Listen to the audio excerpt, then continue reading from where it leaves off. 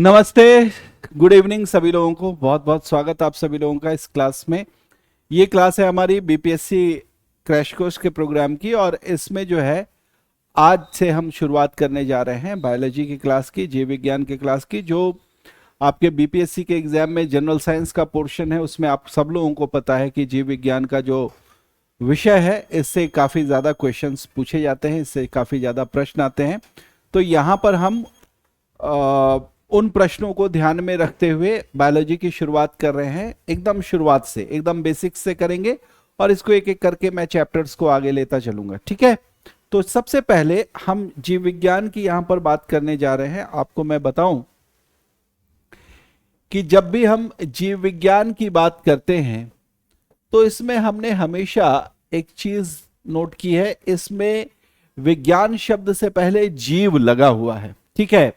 और जीव लगने का मतलब हो गया कि निश्चित रूप से ये विज्ञान की ऐसी शाखा है ना, विज्ञान की शाखा जिसमें जिसमें क्या करते हैं, तो जिसमें जीवों का अध्ययन करते हैं, जिसमें जीवों का अध्ययन करते हैं।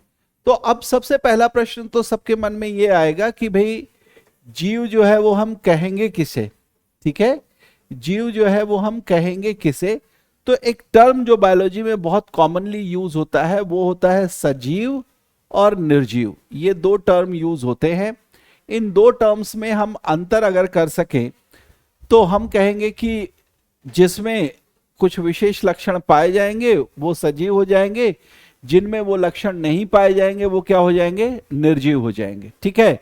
तो सजीव और निर्जीव दो, मतलब इस पूरे जगत में अगर आप बात करें, पृथ्वी पर दो प्रकार की चीजें है ना, पृथ्वी पर या पर्यावरण में, ये दोनों चीजें है ना। पर्यावरण में अगर आप बात करें तो दो प्रकार की चीजें जो हैं वो उपलब्ध हैं। कौन कौन सी चीजें उपलब्ध हैं, तो इसमें कहा कि दो प्रकार की चीजें या दो प्रकार के घटक जो है वो उपलब्ध हैं, ठीक है। दो प्रकार के घटक उपलब्ध हैं और ये जो दो प्रकार के घटक हो गए, ठीक है, उनमें एक घटक जो हो गया उसको हम बोलेंगे सजीव और दूसरा घटक जो हो गया उसको हम बोलेंगे निर्जीव, ठीक है। दो प्रकार के घटक हो गए। ये मैंने घटक इसलिए बोला क्योंकि जब हम बात करते हैं,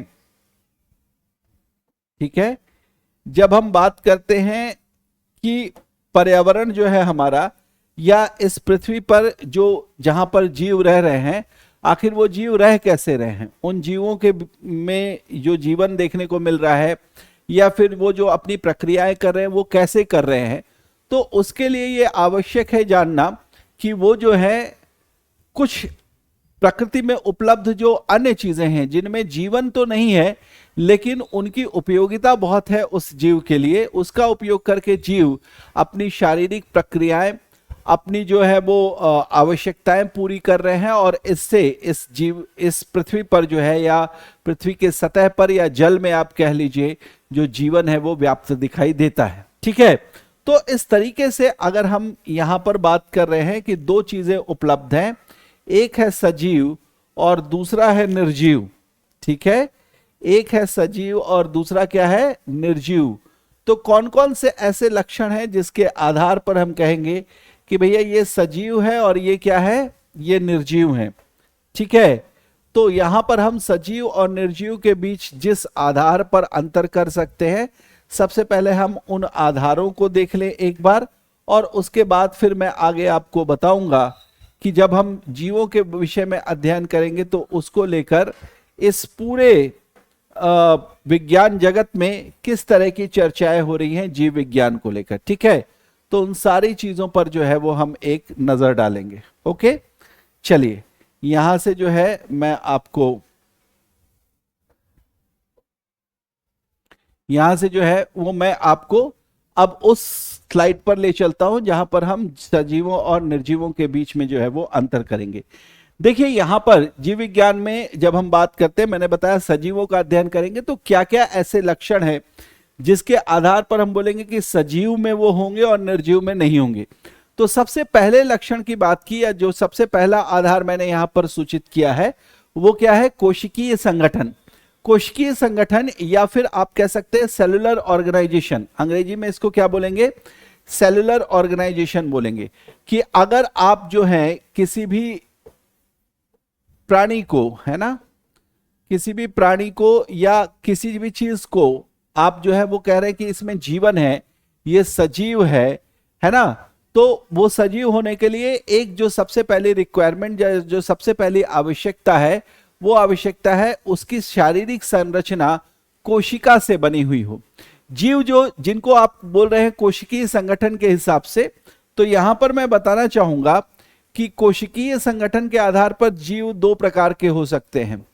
कोशिकीय संगठन के आधार पर, कोशिकीय संगठन के आधार पर जीव जो होंगे, है ना, जीव या सजीव दो प्रकार के होंगे, दो प्रकार के होंगे। कैसे कैसे दो प्रकार के होंगे भाई? तो यहां पर मैंने बताया, ठीक है, होंगे, यहां पर मैंने बताया कि या तो उनकी पूरी संरचना जो है, जीव की जो पूरी संरचना है वो एक कोशिका की बनी होगी, तो उसको आप बोलेंगे एक कोशिकीय, ठीक है। अंग्रेजी में इसको बोलेंगे आप यूनिसेलुलर, अंग्रेजी में क्या बोलेंगे, यूनिसेलुलर।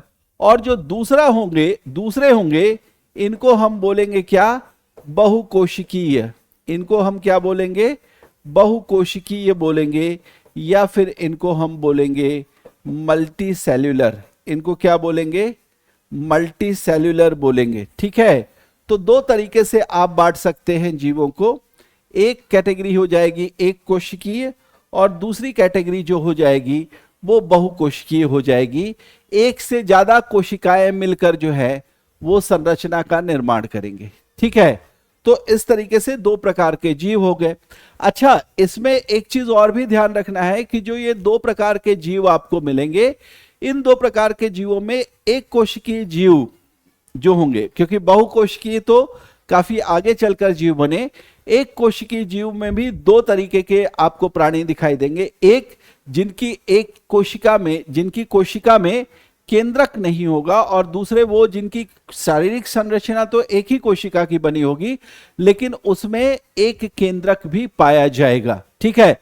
तो उस आधार पर हम आगे बात करेंगे और आगे मैं आपको बताऊंगा कि उन जीवों को क्या कहते हैं। लेकिन पहला तो क्या है, कोशिकीय संगठन। दूसरा आप ध्यान रखेंगे कि जो एक कोशिकीय जीव हैं इनमें आप किसको किसको डाल सकते हैं। जैसे कि इसमें आप डाल सकते हैं जीवाणु को, इसमें आप डाल सकते हैं अमीबा को, इसमें आप डाल सकते हैं यूग्लिना को, इसमें आप डाल सकते हैं इसमें आप डाल सकते हैं पैरामीशियम को, ठीक है। तो बहुत सारे जीव हैं जो कि क्या है, एक कोशिकीय हैं, है ना। बहुत सारे जीव जो है वो क्या है, एक कोशिकीय हैं। और मल्टीसेलर में तो आप बहुत सारे जीवों को देखते हैं। मल्टीसेलर का सबसे अच्छा उदाहरण तो हम लोग ही हैं, है ना। स्वयं को देख लीजिए, आप क्या है, बहुकोशिकीय है। आपके आसपास बहुत सारे जंतु घूमते हुए दिखाई देंगे, बहुकोशिकीय हैं। आपके आसपास जो वृक्ष, जो पौधे, जो पेड़ जिनको आप देख पा रहे हैं वो क्या है, बहुकोशिकीय है। और बहुत सारे ऐसे भी प्राणी आपको देखने को मिलते हैं, जैसे आपके घर में खाना जो है वो पुराना हो गया है, उस पर फफूंद लग गई, जो फफूंद लगे हैं वो भी क्या है, बहुकोशिकीय जीव के अंतर्गत आएंगे, ठीक है। तो ऐसे बहुत सारे बहुकोशिकीय जीव हम आसपास देखते हैं। लेकिन यहीं पर एक चर्चा और भी मैं करना चाहूंगा कि देखिए, यहां पर हमने जीवाणुओं की तो बात कर ली, लेकिन क्या हम विषाणुओं को भी इस कैटेगरी में रख सकते हैं? क्या हम विषाणुओं को भी जो है वो जीवों की कैटेगरी में रख सकते हैं?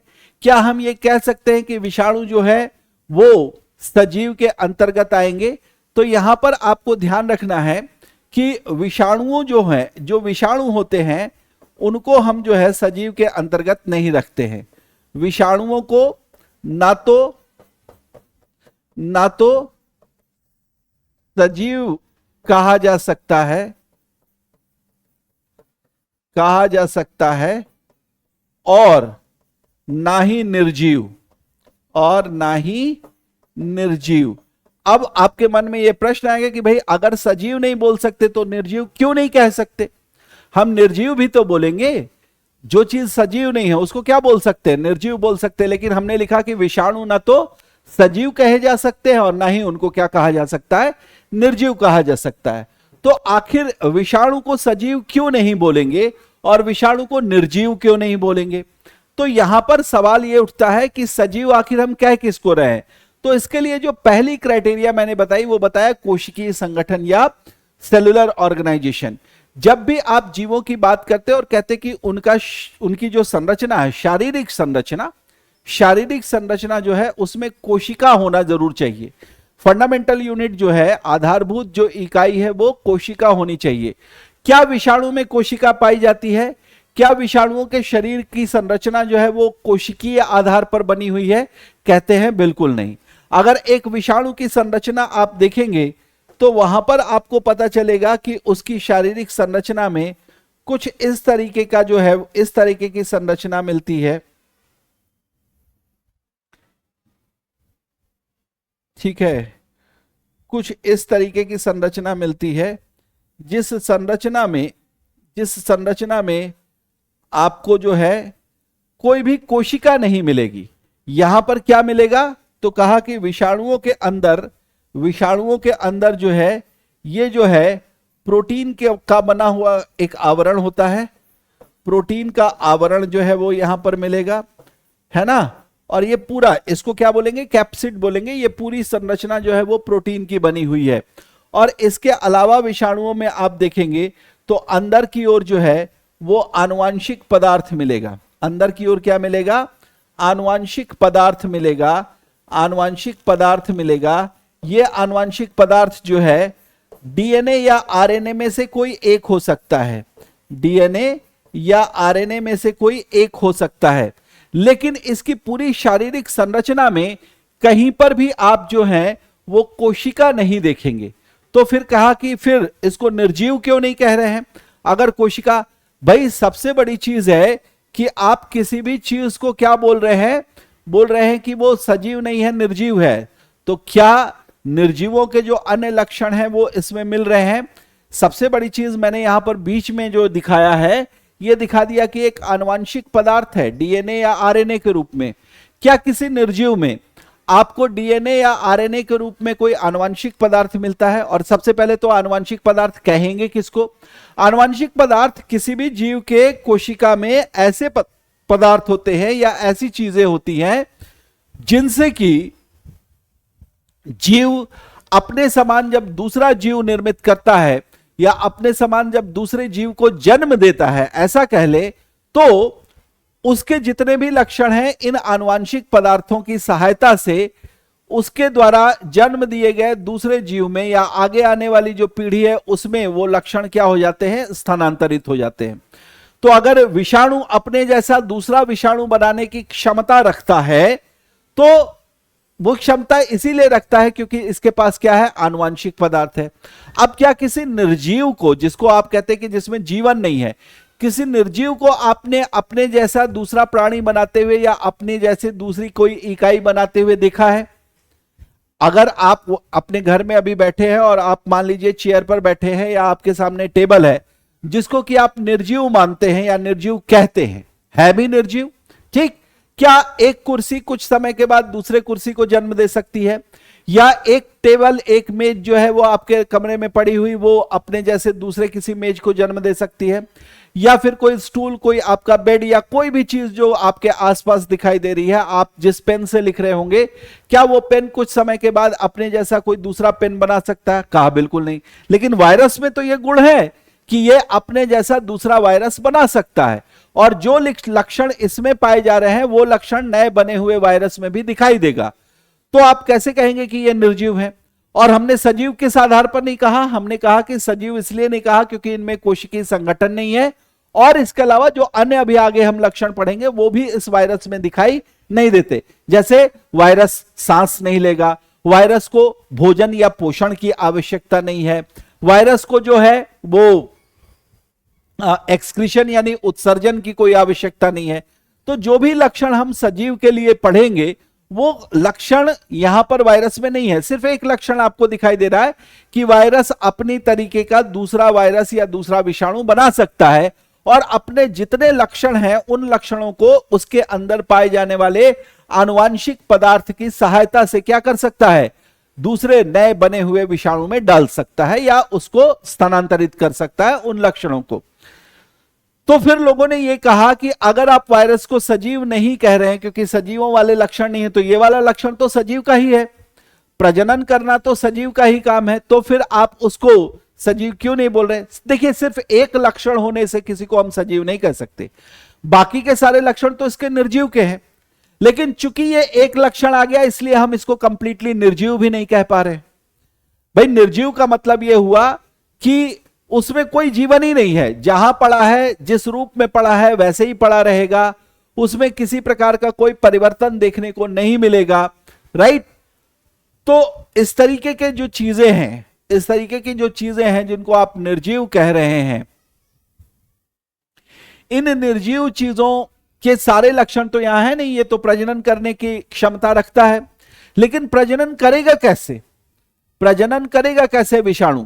तो कहा कि विषाणु जो है हर एक स्थान पर प्रजनन नहीं कर सकता या मुक्त अवस्था में प्रजनन नहीं कर सकता।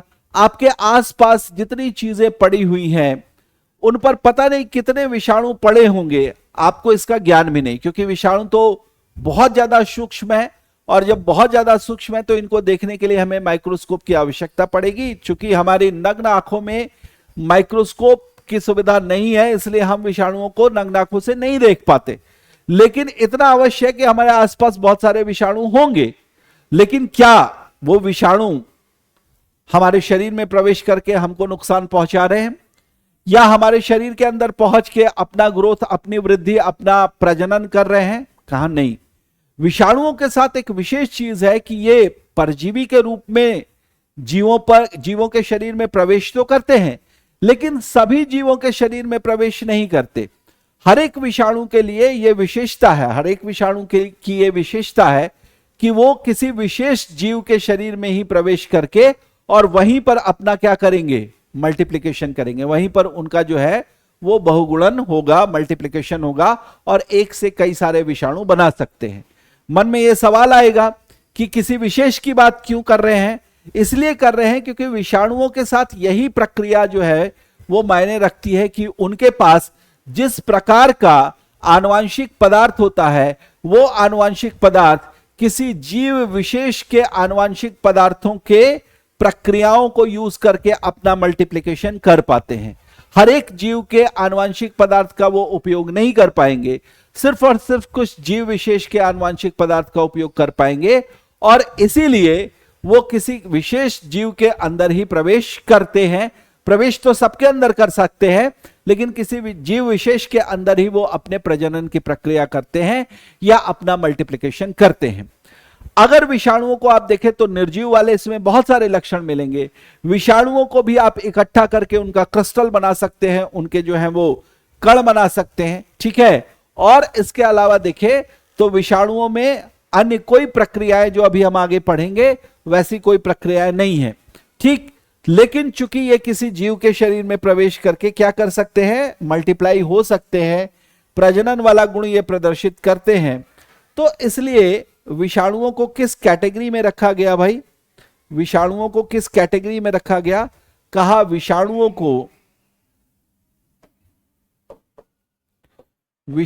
को सॉरी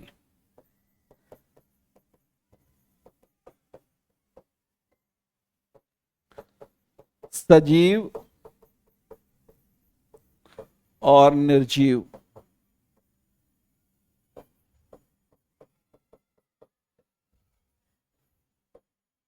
के बीच की कड़ी कहते हैं।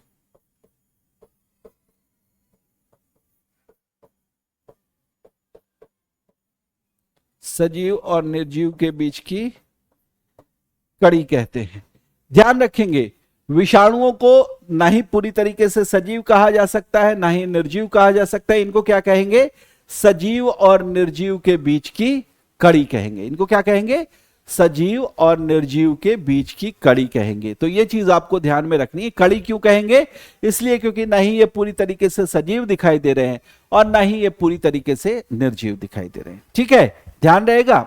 अब आइए आगे मैं आपको बताता हूं।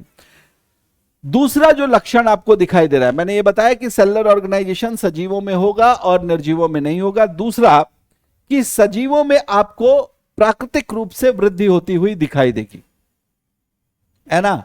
सजीवों में आपको प्राकृतिक रूप से वृद्धि यानी ग्रोथ होती हुई दिखाई देगी। निर्जीवों में इस तरीके का ग्रोथ नहीं होगा। हालांकि इसको लेकर कई सारे मतभेद भी हैं, है ना। जो सजीवों की वृद्धि मानते हैं वो मानते हैं कि सजीवों में जो वृद्धि है उनके आकार, उनके स्वरूप में वृद्धि है, और ये वृद्धि एक ताउम्र का मतलब हो गया कि जब तक आयु है किसी व्यक्ति की तब तक ये ग्रोथ किसी ना किसी रूप में नजर आता रहेगा।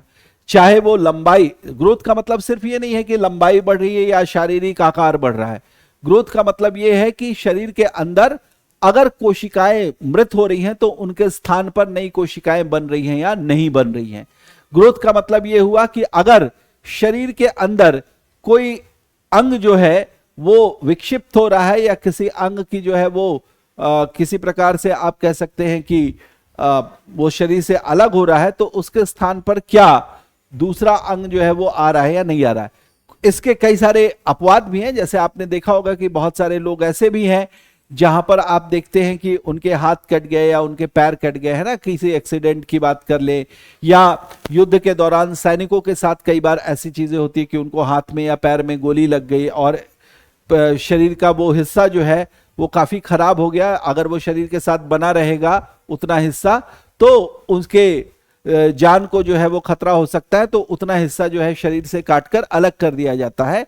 ऐसी स्थिति दिखाई देती है और उस समय ग्रोथ नहीं होता। क्यों? इसलिए क्योंकि हम वहां पर कुछ इस तरीके से सर्जरी वगैरह का उपयोग करके उस अंग को ऐसा बना देते हैं कि वो आगे ग्रोथ की स्थिति में नहीं रहता। लेकिन ये तो अलग की बात हो गई, अपवाद स्वरूप बातें हो गई। सामान्य रूप से अगर आप देखेंगे तो जीवों में ग्रोथ जो है वो उसका एक प्रमुख लक्षण देखा जाता है। ठीक है।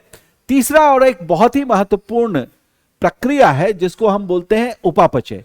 उपापचय एक ऐसी प्रक्रिया है, एक ऐसी आधारभूत प्रक्रिया आप कह सकते हैं जो जीवों की कोशिका में, चाहे वो जीव एक कोशिकीय हो चाहे वो बहुकोशिकीय हो, ये जीवों की कोशिका में जो है वो संपन्न होती है। और इस दो प्रकार की प्रक्रियाएं हैं जो इसमें शामिल होंगी। एक जो है उस प्रक्रिया को बोलते हैं उपचय, और दूसरी प्रक्रिया जो है जिसको बोलते हैं क्या, अपचय। उपचय की प्रक्रिया जो है ये निर्माणकारी प्रक्रिया है और अपचय की प्रक्रिया जो है ये विनाशकारी प्रक्रिया है। उपचय जो होता है इसको आप बोलते हैं कि ये प्रोड्यूस करता है कुछ, है ना, निर्माण करता है। और अपचय की प्रक्रिया में जो पोषक पदार्थ शरीर में या कोशिका में है उनका विघटन होता है या उनका जो है वो डिस्ट्रक्शन होता है और उनसे सबस्ट्रेट बना के बाकी की चीजों को कोशिका से या शरीर से बाहर कर दिया जाता है। तो इन दोनों प्रकार की प्रक्रियाओं का हर एक कोशिका में, अगर बहुकोशिकीय जीव है तो उसके हर एक कोशिका में, और एक कोशिकीय जीव है तो उसकी कोशिका में, इनका होना बहुत आवश्यक है। अगर ये नहीं होंगे तो कोशिका जीवित नहीं रहेगी, और कोशिका जीवित नहीं रहेगी तो आप समझ सकते हैं कि जीव भी जीवित नहीं रहेगा अल्टीमेटली। तो इसलिए उपापचय की प्रक्रिया बहुत ही फंडामेंटल आप कह सकते हैं कि प्रक्रिया है, बहुत ही आधारभूत प्रक्रिया है, और यह सिर्फ और सिर्फ सजीवों में देखने को मिलेगी। निर्जीवों में इस प्रकार की कोई भी प्रक्रिया नहीं होती। उसके अलावा श्वसन, श्वसन यानी सांस लेना। देखिए, सांस लेने की जो प्रक्रिया है इसको सामान्यतः जब भी बोला जाता है तो हम कहते हैं कि श्वसन की प्रक्रिया का मतलब है कि आपने ऑक्सीजन ले लिया और कार्बन डाइऑक्साइड बाहर छोड़ दिया। ये जहां तक हम बात करते हैं ये तो बाह्य श्वसन की प्रक्रिया है। श्वसन की प्रक्रिया एक जटिल प्रक्रिया है जिसमें दो हिस्से, आप दो पार्ट में उसको करके देख सकते हैं। एक तो बाह्य श्वसन की प्रक्रिया है जिसको कि हम ब्रीदिंग का प्रोसेस बोलते हैं, उच्छ्वास श्वास बोलते हैं। उच्छ्वास श्वास का मतलब हो गया कि आप श्वास को अंदर खींचते हैं, अंतः श्वसन, और आप श्वास को बाहर छोड़ते हैं, यानी उच्छ्वास की बात करते हैं, है ना। तो अंतः श्वसन और उच्छ्वास यानी श्वास को बाहर छोड़ने की प्रक्रिया जो है, इनको मिलाकर हम बोलते हैं ब्रीदिंग का प्रोसेस। इसमें हम क्या करते हैं, बाहर की वायु को अंदर ले जाते हैं, अंदर फेफड़ों तक पहुंचाकर वहां से उस वायु से ऑक्सीजन को अलग करके उसको रक्त के हीमोग्लोबिन पर अटैच करा देते हैं, और उसी दौरान रक्त के हीमोग्लोबिन के साथ आए हुए कार्बन डाइऑक्साइड को बाहर की वायु में ले लेते हैं। और फिर जब हम सांस छोड़ते हैं तो वो जो कार्बन डाइऑक्साइड हीमोग्लोबिन से बाहर की वायु में आया था उसको हम शरीर से बाहर छोड़ देते। तो ये सिंपल एक ब्रीदिंग का प्रोसेस है, लेकिन श्वसन सिर्फ यहीं तक सीमित नहीं है। अब ये जो ब्रीदिंग का प्रोसेस समाप्त हुआ, इसके बाद जो ऑक्सीजन हीमोग्लोबिन रक्त के हीमोग्लोबिन पर पहुंच गया है, रक्त उस ऑक्सीकृत हीमोग्लोबिन को लेकर पूरे शरीर में ट्रैवल करेगा, घूमेगा और हर एक कोशिकाओं तक पहुंचेगा, और वहां पर कोशिकाओं के जो साइटोप्लाज्म है या उसका जो कोशिका द्रव्य है उसमें इस ऑक्सीजन को पहुंचा देगा, और वहां पर फिर इस ऑक्सीजन का उपयोग करके जो श्वसन की प्रक्रिया है वो होगी, उसको हम कोशिकीय श्वसन बोलेंगे। और उससे हमारे जो ऊर्जा के आप कह सकते हैं कि मॉलिक्यूल्स है, अणु है, उनका निर्माण होता है। तो ये संपूर्ण श्वसन की प्रक्रिया है, एक जटिल प्रक्रिया है। श्वसन के चैप्टर में हम इसको पढ़ेंगे, लेकिन यहां पर आप ध्यान रखें कि श्वसन की प्रक्रिया जो है वो छोटी प्रक्रिया, सिर्फ ब्रीदिंग का प्रोसेस नहीं है जो कि हम सामान्य तौर पर समझते हैं। तो ये सजीवों में देखने को मिलेगा।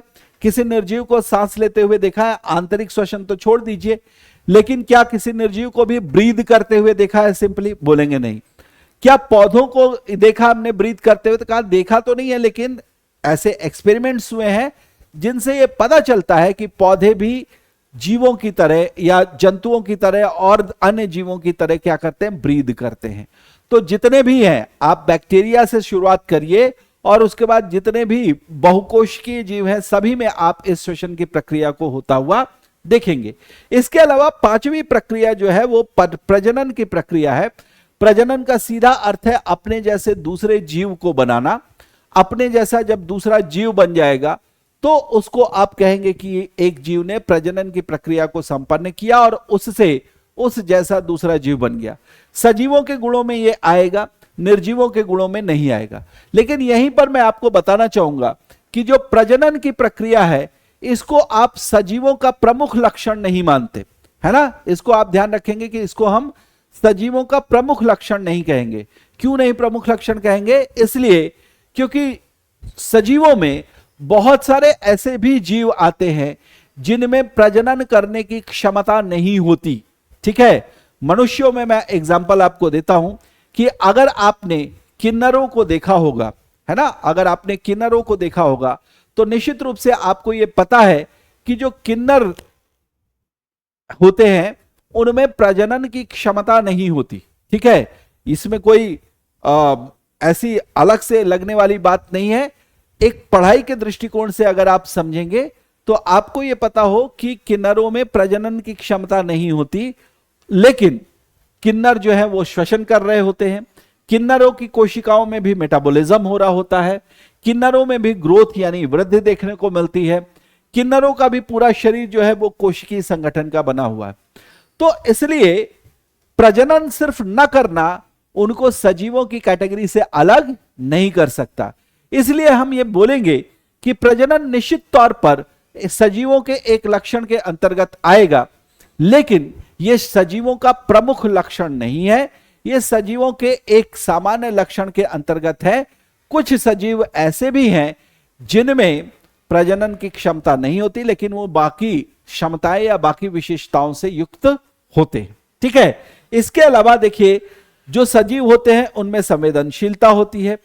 किसी भी आप कह सकते हैं उत्तेजना या स्टिमुलेशन के अगेंस्ट उनमें सेंसिटिविटी होती है, उनमें संवेदनशीलता होती है, और वो उसके अगेंस्ट या आप कह सकते हैं उसके रिस्पॉन्स में जो है वो काम भी करते हैं। इसलिए निश्चित तौर पर आप ये मानकर चलिए कि जो भी सजीव होंगे उनमें संवेदनशीलता मिलेगी। हर एक सजीव जो है वो रिएक्ट करता है, वो अपनी प्रतिक्रिया देता है किसी भी उत्तेजना के प्रति। ठीक है, निर्जीवों में ऐसा नहीं होता। ओके, इसके अलावा अगर हम देखेंगे तो सजीवों में अनुकूलन की स्थिति भी देखने को मिलती है। यानी अगर हम बोले कि सजीवों के परिस्थिति में या उसके आसपास का जो पर्यावरण है उसमें हम परिवर्तन कर दें तो क्या सजीव जो है वो समाप्त तो हो जाएगा? हम कहते हैं नहीं। समय के साथ साथ सजीव जो है वो खुद को अनुकूल बनाने की कोशिश करते हैं अपने आसपास की परिस्थितियों और अपने आसपास के पर्यावरण के अनुसार, और इस तरीके से सजीवों में यह एक विशेष गुण है कि वो अनुकूलन की इस प्रक्रिया को अपनाते हैं या अनुकूलन की प्रक्रिया को प्रदर्शित करते हैं। परिस्थितिवश वो स्वयं में परिवर्तन कर सकते हैं या पर्यावरण में जो परिवर्तन हो रहे हैं उसके अनुसार भी खुद को परिवर्तित कर पाते हैं। लेकिन आपके आसपास जितनी भी निर्जीव चीजें पड़ी होंगी, क्या उनमें आपको इस तरीके के अनुकूलन की प्रक्रिया देखने को मिलती है? कहेंगे बिल्कुल नहीं। अनुकूलता जो है वो सजीवों के एक विशेष या प्रभावित लक्षण के रूप में, प्रमुख लक्षण के रूप में पाया जाएगा। इसके अलावा अगर आप देखें तो सजीवों में जो है,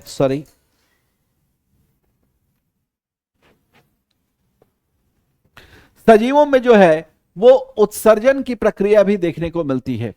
उत्सर्जन की प्रक्रिया का मतलब हो गया कि सजीवों के शरीर में जो अपशिष्ट पदार्थ बनते हैं, उन अपशिष्ट पदार्थों को शरीर से बाहर निकालना।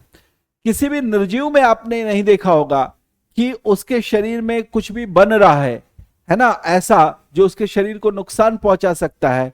तो निर्जीव जो है वो उसको, पहले तो निर्जीव की संरचना को शरीर कहेंगे ही नहीं, हम तो उसको संरचना ही कहेंगे। और निर्जीवों के अंदर अगर इस प्रकार के कोई परिवर्तन हो रहे हैं तो निर्जीव जो है वो उसको शरीर से बाहर करने की क्षमता नहीं रखते, ठीक। लेकिन सजीवों में ऐसा होता है। उसी तरीके से सजीवों के लिए एक और भी बड़ी विशेष चीज है, और वो क्या है कि हर एक सजीव का एक निश्चित जीवन चक्र होता है। उस जीवन चक्र को पूरा करने के बाद सजीव जो है वो मृत्यु की स्थिति को भी प्राप्त होता है। हर एक सजीव के साथ ये सही तरीके से लागू होता है। हर एक सजीव का एक अपना जीवन काल होता है और उस जीवन चक्र को वो कंप्लीट करता है, उसको पूर्ण करता है, ठीक है। तो इस तरीके से ये सजीवों के सारे लक्षण हो गए। देखिए निर्जीव में जहां जहां भी इन लक्षणों के विषय में मैंने बात की, वो निर्जीव में नहीं पाए जा रहे। तो इस तरीके से हमने ये समझ लिया यहां पर कि सजीव, जो भी सजीव है,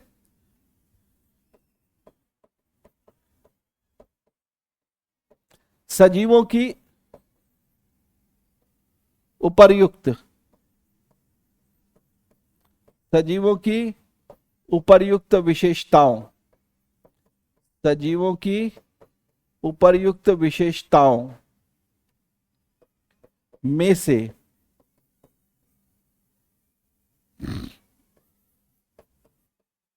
यदि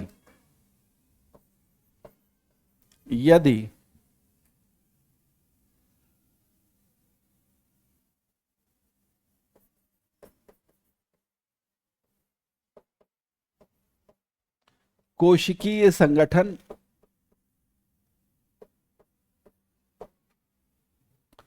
श्वसन, ठीक है, पोषण,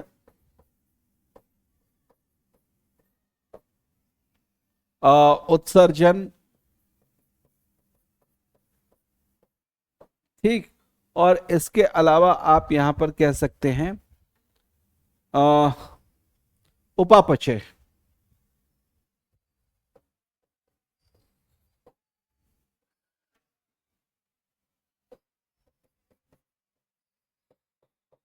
आदि लक्षण हो तो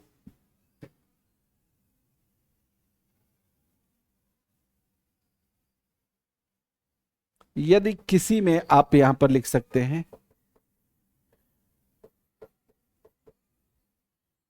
तो उन्हें सजीव कहा जाएगा।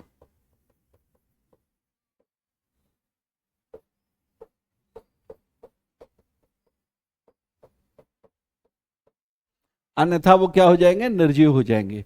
ये जो है वो बहुत ही महत्वपूर्ण है। ये विशेषताएं मतलब निश्चित तौर पर होनी ही चाहिए। उत्सर्जन हो गया, है ना, श्वसन हो गया, उपापचय हो गया, पोषण की आवश्यकता, और इसके अलावा कोशिकीय संगठन, ये प्रमुख विशेषता है। अगर ये विशेषताएं किसी में भी पाई जा रही तो वो सजीव है। हो सकता है अनुकूलन ना हो सकता है प्रजनन न कर पा रहे हो, है ना। और जीवन चक्र भी, ठीक है, जीवन चक्र भी जो है ये भी महत्वपूर्ण है। जीवन चक्र तो होता ही होता है सजीवों के अंदर, ठीक है। तो इस आधार पर आप सजीवों को देख सकते हैं। अब आइए, जब विज्ञान की बात की गई है और हमने ये कहा कि जीव विज्ञान जो है वो एक विशेष शाखा के रूप में जानी जा रही है विज्ञान के अंदर, जिसमें हम सजीवों का अध्ययन कर रहे हैं। तो इसको लेकर कुछ सामान्य फैक्चुअल क्वेश्चंस आपसे पूछे जाते हैं। उन फैक्चुअल क्वेश्चंस को यहां पर देखना जरूरी है। सबसे पहले तो हम यहां पर बात करेंगे कि जो जीव हैं, ठीक है, मैं यहां पर कुछ और चीजें भी बता देता हूं। जो जीव हैं उन जीवों को अलग तरीके से जो है वो पढ़ा जाए, ठीक है, उन जीवों के विशेषताओं को अलग तरीके से पढ़ा जाए और उन जीवों को जो है वो अलग अलग तरीके से बांट कर उनको देखा जाए। तो इसके लिए जो है बहुत प्रयास किया शुरुआती दौर में, और इस प्रयास के अंतर्गत आपको एक बहुत ही महान व्यक्ति के बारे में यहां पर मैं बताता हूं, जिन महान व्यक्ति के प्रयास से जीव विज्ञान को एक अलग शाखा के रूप में पढ़ा गया, और इसके साथ साथ यह भी कहा गया कि उन महोदय को, उन व्यक्ति को जो है वो हम क्या कहेंगे, उनको हम बायोलॉजी या जीव विज्ञान का जनक या पिता कहेंगे, ठीक है। तो यहां पर आपको मैं बताता हूं, जीव विज्ञान का पिता, फादर ऑफ बायोलॉजी जिसको बोलते हैं, जीव विज्ञान का पिता, तो जीव विज्ञान का पिता बोला जाता है अरस्तु को। एरिस्टोटल जो है, ठीक है, एरिस्टोटल जो है, इनको जीव विज्ञान का पिता या फादर ऑफ बायोलॉजी जो है वो बोला जाता है। अरस्तु वो पहले व्यक्ति थे जिन्होंने ये कहा था कि भाई जीव विज्ञान को जो है वो विज्ञान की एक अलग शाखा के रूप में देखा जाए, जिसमें जीवों का विशेष रूप से अध्ययन हो। लेकिन ध्यान रखेंगे, अरस्तु ने जीव विज्ञान शब्द नहीं दिया था। अरस्तु ने जीव विज्ञान शब्द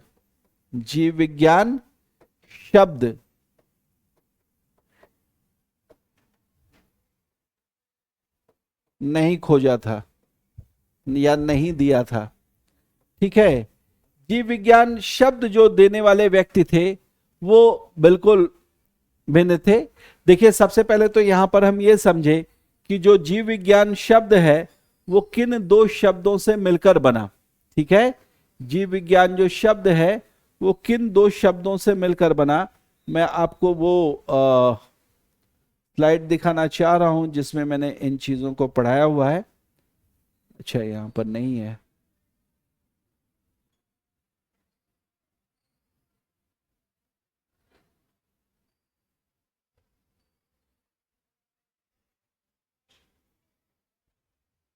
चलिए, कोई बात नहीं। अरस्तु को फादर ऑफ बायोलॉजी जरूर बोल रहे हैं, लेकिन अरस्तु ने जो है वो बायोलॉजी शब्द नहीं दिया, ये ध्यान रखेंगे। बायोलॉजी शब्द देने वाले जो थे, बायोलॉजी शब्द जो देने वाले व्यक्ति थे, उनका नाम मैं अभी आपको बता देता हूं।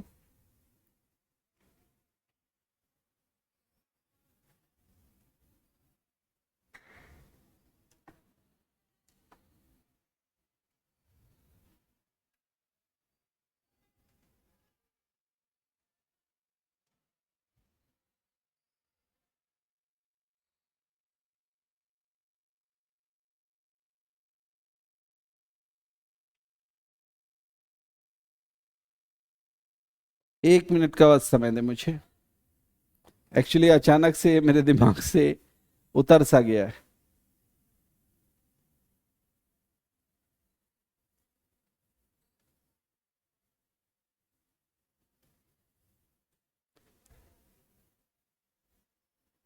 एक तो नाम ट्रेविलेनस का है जो मुझे पता है, याद आ रहा है, लेकिन एक दूसरा नाम भी इसके साथ जुड़ा हुआ है।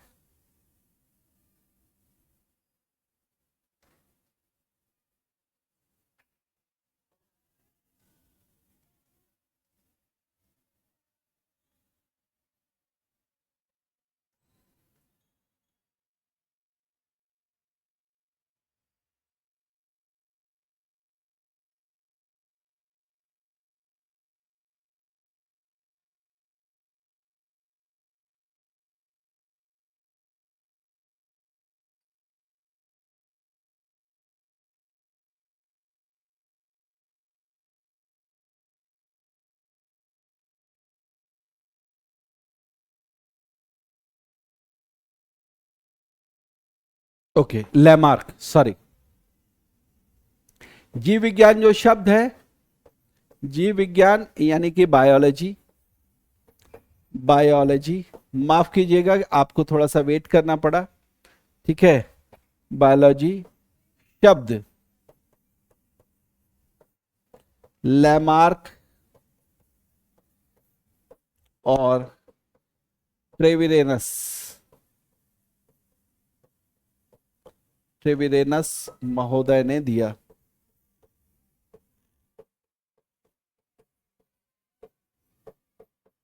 ठीक है, देखिए बायोलॉजी जो शब्द है ये दो शब्दों से मिलकर बना, एक बायोस और दूसरा लॉगस। बायोस का मतलब होता है लाइफ, ठीक है, जीवन, और लॉगस का मतलब होता है टू स्टडी, ठीक है। तो एक तरीके से आप कह सकते हैं कि स्टडी ऑफ लाइफ यानी जीवन का जो अध्ययन है, इसी को हम क्या बोलेंगे, बायोलॉजी बोलेंगे। और इस आधार पर लैमार्क और ट्रेविरेनस ने विज्ञान की इस शाखा को बायोलॉजी नाम दिया, जीव विज्ञान नाम दिया। लेकिन बहुत पहले, लैमार्क और ट्रेविरेनस से भी बहुत पहले, अरस्तु इस बात से पूरी तरीके से कन्विंस्ड थे कि भाई जीव जो है इनमें लक्षण निर्जीवों की अपेक्षा बिल्कुल भिन्न है, और इसलिए जीवों को उनके लक्षण के साथ हमें अध्ययन करने के लिए विज्ञान में एक अलग शाखा की आवश्यकता है। और इस तरीके से अरस्तु ने सजेस्ट किया सबसे पहले कि विज्ञान में इस शाखा को अलग से बनाने की आवश्यकता है, और उस शाखा में हम अध्ययन करेंगे जीवों का। तो इसलिए जीव विज्ञान के पिता के रूप में हम एरिस्टोटल या अरस्तु को ही देखते हैं, या उन्हीं को जीव विज्ञान का पिता मानते हैं। इसके बाद की एक चीज जो यहां पर आपको लिखी हुई मिलेगी, अरस्तु के बाद या अरस्तु के समय ही उनके एक समकालीन वैज्ञानिक थे जिनका नाम था थियोफ्रेस्टस। थियोफ्रेस्टस महोदय के बारे में यह कहा गया है कि उन्होंने एक बुक लिखी जिस बुक का नाम था हिस्टोरिया प्लांटेरम। यह हिस्टोरिया प्लांटेरम नामक जो बुक थी, इसमें 500 प्रकार के पौधों का विवरण दिया गया था। क्या किया गया था? 500 प्रकार के पौधों का या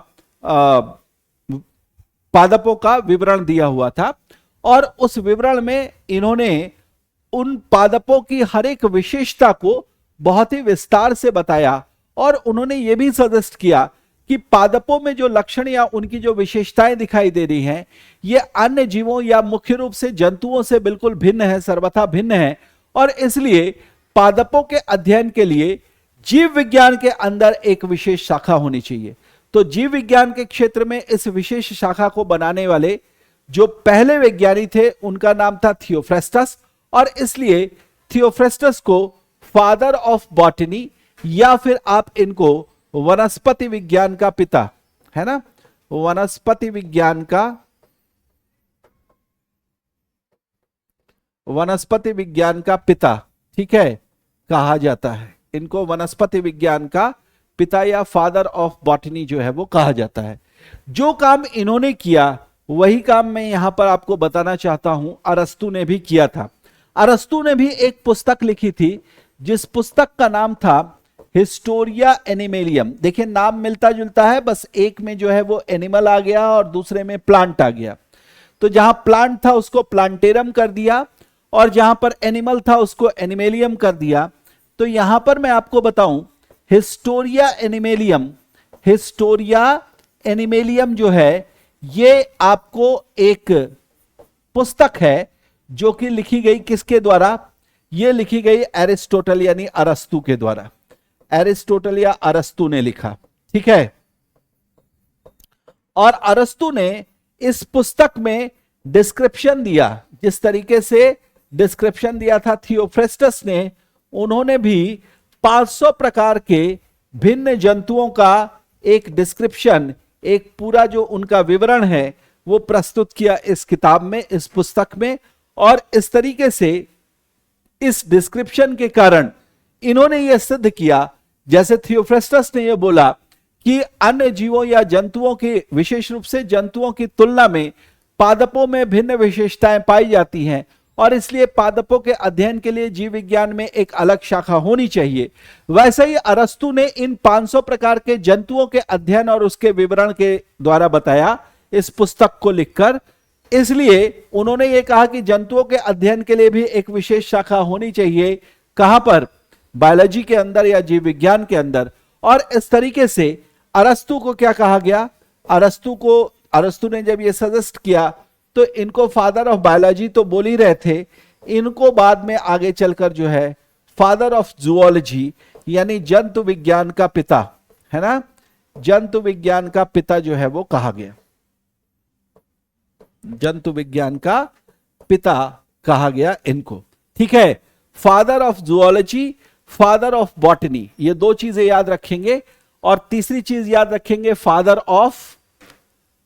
ऑफ बायोलॉजी या फिर जीव विज्ञान का पिता, फादर ऑफ बायोलॉजी।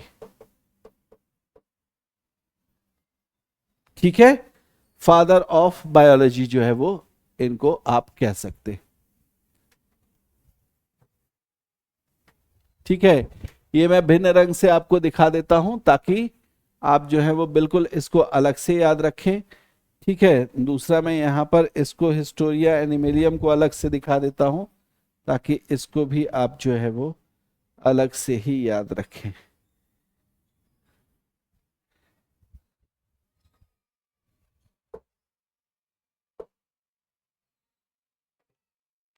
ठीक है, हिस्टोरिया एनिमेलियम, और यहां पर आपको हिस्टोरिया प्लांटेरम ऑलरेडी बता रखा है, तो हिस्टोरिया प्लांटेरम को भी आप याद रखेंगे।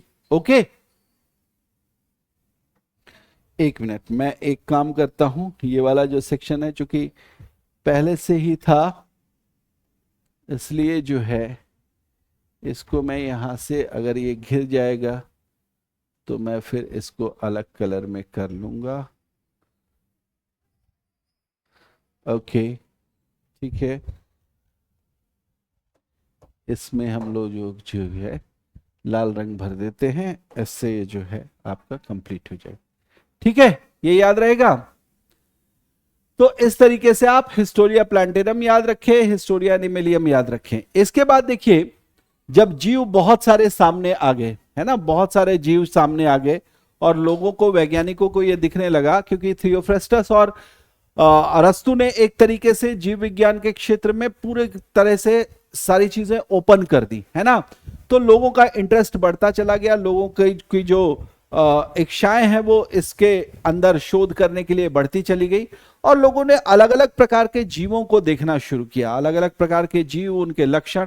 और सिर्फ इतना ही नहीं, तब तक धीरे धीरे आप देख सकते हैं कि विकास भी हो रहा था, है ना, वैज्ञानिक क्षेत्र में। और इस तरीके से माइक्रोस्कोप या अन्य आप कह सकते हैं सूक्ष्मदर्शियों का जब आप कह सकते हैं कि आविष्कार हुआ, तो लोग और सूक्ष्म से सूक्ष्म जीव जो उनको मिल जाते थे उनको भी बहुत माइन्यूटली ऑब्जर्व करते थे, बहुत ही सूक्ष्मता से उन सारे जीवों को देखते थे और उनके लक्षणों का अध्ययन करते थे। ऐसे में जीवों में जब विभिन्न प्रकार के लक्षण दिखाई देने लगे तो एक वैज्ञानिक थे जिन्होंने ये कहा कि भाई इन सारे जीवों को हम याद कैसे रखेंगे, और उसमें भी हमें बहुत सारे जीव ऐसे मिल रहे हैं जो देखने में हो सकता है भिन्न है, लेकिन उनमें कुछ कॉमन कैरेक्टरिस्टिक्स हैं जो कि उन सारे जीवों में या उन दो जीवों में एक साथ पाए जा रहे हैं। दो जीव उठाकर देखा तो उन्होंने देखा कि कुछ लक्षण ऐसे हैं जो कि इन दोनों जीवों में एक जैसे मिल रहे हैं, शारीरिक प्रक्रियाएं इन दोनों जीवों की एक जैसी है, हां देखने में ये जरूर एक दूसरे से भिन्न दिखाई दे रहे हैं। तो उन्होंने कहा कि ऐसे लक्षणों को साझा करने वाले जितने भी जीव हैं उन सारे जीवों को हम अलग अलग वर्गों में विभाजित कर दें। और इस तरीके से उन्होंने सबसे पहले यह सुझाया कि जीव विज्ञान के अंदर जब हम जीवों का, जैसे पादप हैं, अब पेड़ पौधे चाहे जितने भी अलग अलग तरीके के हैं, पत्तियां अलग हैं, तने अलग हैं, वृद्धि में उनकी हाइट जो है वो भिन्न भिन्न पाई जा रही है, उनमें जो फल लग रहे हैं वो भिन्न है, उनमें जो फूल लग रहे हैं वो भिन्न है, लेकिन पादप है तो उसमें पत्तियां पाई जा रही हैं, पादप है तो जड़ जो है वो जमीन में मिट्टी में है, पादप है तो तने जो है वो सूर्य के प्रकाश की ओर बढ़ रहे हैं, पादप है तो वो प्रकाश संश्लेषण की प्रक्रिया करके हर एक पादप जो है वो भोजन बना रहा है। तो चूंकि पादप भिन्न भिन्न दिखाई दे रहे हैं लेकिन सब में कुछ विशेषताएं एक जैसी हैं, तो इस आधार पर उन वैज्ञानिक ने यह कहा कि भाई पादपों का एक वर्ग होना चाहिए। इसी तरीके से जंतुओं में देखा उन्होंने देखा कि जंतु जो है ये वो है जो अपना भोजन स्वयं नहीं बना सकते, जिनको भोजन के लिए दूसरे जीवों पर या पादपों पर आश्रित होना पड़ता है, लेकिन इनका शरीर जो है वो कुछ इस तरीके का है कि इनमें श्वसन की प्रक्रिया अलग है। ये श्वसन में कार्बन डाइऑक्साइड की जगह ये श्वसन में जो है वो ऑक्सीजन गैस लेते हैं। इनमें जो है वो प्रजनन की प्रक्रिया भिन्न भिन्न हो सकती है, लेकिन सारे के सारे जो है वो प्रजनन कर रहे हैं, और इनमें प्रजनन की प्रक्रिया जो है वो पादपों से बिल्कुल भिन्न है, राइट। तो ऐसा देखने पर उन्होंने कहा कि भाई जीवों के लिए या जंतुओं के लिए अलग जो है वो कैटेगरी बना दी जाए। मुख्य रूप से मैं आपसे ये कहना चाह रहा हूं कि जब बहुत सारे जीवों पर अध्ययन हो गया और ये पता चल गया कि जीवों के बीच में बहुत सारी विशेषताएं साझा हो रही हैं, बहुत सारी कॉमन कैरेक्टरिस्टिक्स जो है वो दिखाई दे रहे हैं, तो इस आधार पर कुछ वैज्ञानिकों ने, और विशेष रूप से यहां पर एक नाम लिखा हुआ है जॉन रे का, इन जॉन रे महोदय ने जो है वो ये ढूंढा कि जीवों का जो है क्या होना चाहिए, वर्गीकरण करना चाहिए। और वर्गीकरण हम यूं ही नहीं करते। अगर वर्गीकरण यूं ही कर दिया होता कि भाई ये गेहूं हो गया, ये चावल हो गया, ये धान हो गया, ये मक्का हो गया, ये बाजरा हो गया, है ना, और ये सब्जियां हो गई, इस तरीके से अगर वर्गीकरण कर दिया होता तो फिर उस वर्गीकरण का कोई फायदा नहीं था, क्योंकि चीजें तो अलग अलग सी दिखाई ही दे रही थी, राइट। वर्गीकरण उन्होंने किया वैज्ञानिक आधार पर। उन्होंने कहा कि जो कॉमन कैरेक्टरिस्टिक्स है उसके बेसिस पर एक वर्ग बना ले, बड़ा वर्ग, और उस बड़े वर्ग के अंदर बाकी सबको जो है वो डाल दे, ठीक है। ऐसा करके उन्होंने जब सबसे पहले वैज्ञानिक आधार पर जो वर्गीकरण किया, उस वर्गीकरण के कारण मैं आपको बताना चाह रहा हूं कि इनको जो है वो हम बोलते हैं कि ये वो प्रथम व्यक्ति थे जिन्होंने वैज्ञानिक आधार पर जीवों के वर्गीकरण को प्रस्तुत किया, और इनका नाम क्या बताया गया, जॉन रे। लेकिन यहां पर एक छोटा सा कंफ्यूजन आपको हो सकता है कि भले ही जॉन रे ने जो है सबसे पहले यह बताया कि जीवों का वैज्ञानिक आधार पर वर्गीकरण करना चाहिए, और उन्होंने सबसे पहले जीवों को जो है मुख्य रूप से दो भाग में वर्गीकृत किया। उन्होंने बोला कि जीवों को जो है वो वर्गीकृत किया जाना चाहिए जंतुओं और पादपों के रूप में। तो ये जो व्यक्ति थे, मैंने नाम अभी बताया आपको, इन व्यक्ति का नाम था जॉन रे, ठीक है। इनका नाम क्या था, जॉन रे नाम था। लेकिन आपको यहीं पर यह भी बताना चाहूंगा कि जो जॉन रे महोदय थे, ये जो जॉन रे महोदय थे, ठीक है, इन्होंने जो वर्गीकरण दिया उस वर्गीकरण से कोई बहुत ज्यादा आप कह सकते हैं कि जो है वो अलग चीजें नहीं बनी, ठीक है, बहुत ज्यादा अलग चीजें नहीं बनी।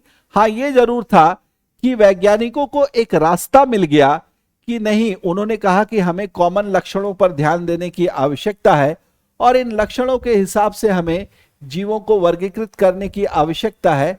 इस प्रकार के वर्गीकरण से हम जीवों को आसानी से पहचान पाएंगे, और उस कैटेगरी में जानने से हमें बहुत ज्यादा कंफ्यूजन जो है वो नहीं होगी, ठीक है।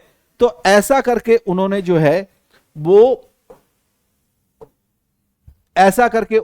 है वो जीवों को विभाजित करने का काम किया। लेकिन इनके बाद कई सारे वैज्ञानिक आए, उन्होंने अपने अपने अलग अलग आधार दिए, और उन आधारों पर यह बताया कि जीवों का वर्गीकरण कैसा होना चाहिए।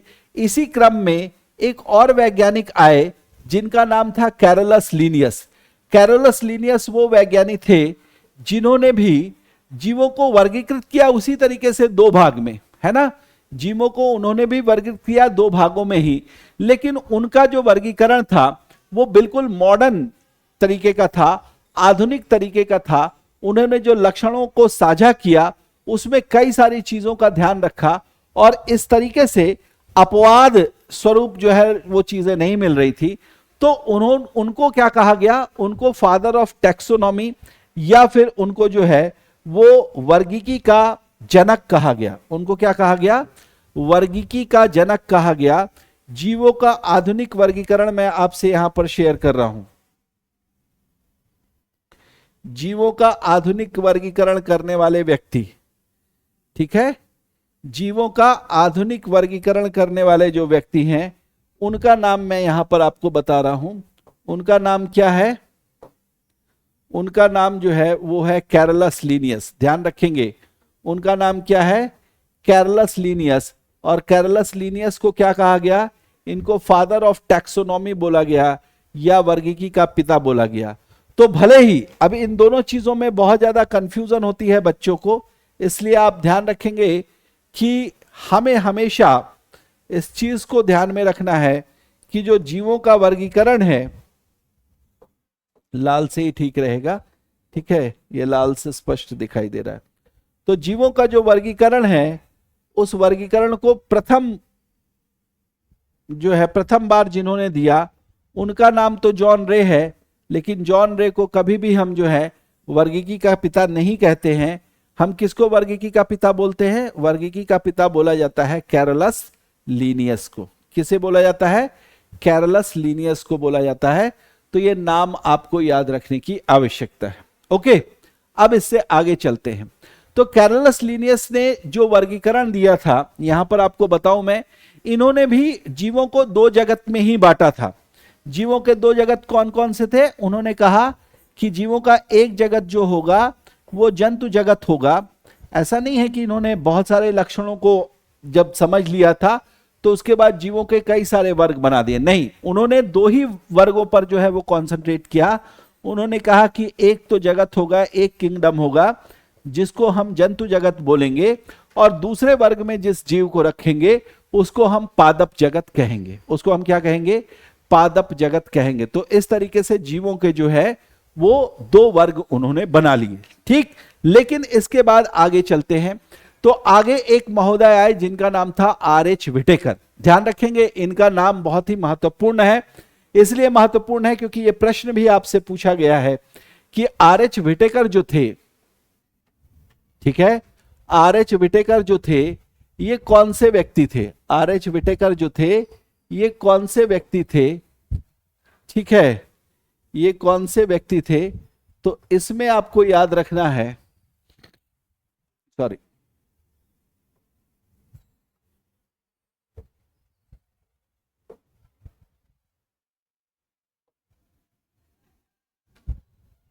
अच्छा कोई बात नहीं, ठीक है। तो आर.एच. व्हिटेकर ने जीवों का वर्गीकरण तो किया, लेकिन वो जो जीवों का वर्गीकरण उन्होंने दिया उसमें उन्होंने जीवों के 5 वर्ग बताए, ठीक है। उसमें उन्होंने जीवों के 5 वर्ग या 5 जगत बताए। इस तरीके से आप इसको क्या बोल सकते हैं? जीवों का 5 जगत का वर्गीकरण बोल सकते हैं, 5 किंगडम क्लासिफिकेशन, ठीक है। क्या बोल सकते हैं? 5 किंगडम क्लासिफिकेशन बोल सकते हैं जीवों का। 5 जगत में कौन कौन से जगत है तो उनको अब हम यहां पर देखने जा रहे हैं एक एक करके। देखिए, सबसे पहला जो वर्गीकरण उन्होंने दिया उस वर्गीकरण को हम क्या बोलते हैं? उस वर्गीकरण में जो पहला जगत उन्होंने दिया उस जगत को हम क्या बोलते हैं? मोनेरा जगत बोलते हैं, ठीक है। क्या बोलेंगे? मोनेरा जगत बोलेंगे। मोनेरा जगत जो है, या फिर आप इसको अंग्रेजी में मोनेरा किंगडम लिख सकते हैं, मोनेरा किंगडम लिख सकते हैं। ये जो मोनेरा किंगडम के जीव होते हैं इनमें विशेष लक्षण उन्होंने ढूंढ निकाले और उन्होंने कहा कि ये जीव जो होंगे वो क्या होंगे? एक कोशिकीय होंगे। ये जीव क्या होंगे? एक कोशिकीय जीव होंगे। और एक कोशिकीय होने के साथ साथ क्या होंगे? तो उन्होंने कहा कि जीव जो होंगे इनको आप प्रोकैरियोटिक कहेंगे। क्या बोलेंगे? प्रोकैरियोटिक कहेंगे, ठीक है। कैसे प्रोकैरियोटिक कहेंगे भाई? तो उन्होंने ये कहा कि वो सारे जीव जिनके कोशिका के अंदर कैरियन यानी कि न्यूक्लियस, ये जो टर्म आया है प्रोकैरियोटिक, प्रोकैरियोटिक टर्म दो शब्दों से मिलकर बना। प्रोकैरियोट्स जो है वो 2 शब्दों से मिलकर बना। एक शब्द है प्रो और दूसरा शब्द है कैरियन। प्रो का मतलब होता है प्रिमिटिव, प्रिमिटिव का मतलब बहुत ही प्राथमिक, और प्राथमिक को आप अनडेवलप्ड बोल सकते हैं, अविकसित बोल सकते हैं। कैरियन जो शब्द है इसका मतलब होता है न्यूक्लियस यानी कि केंद्रक।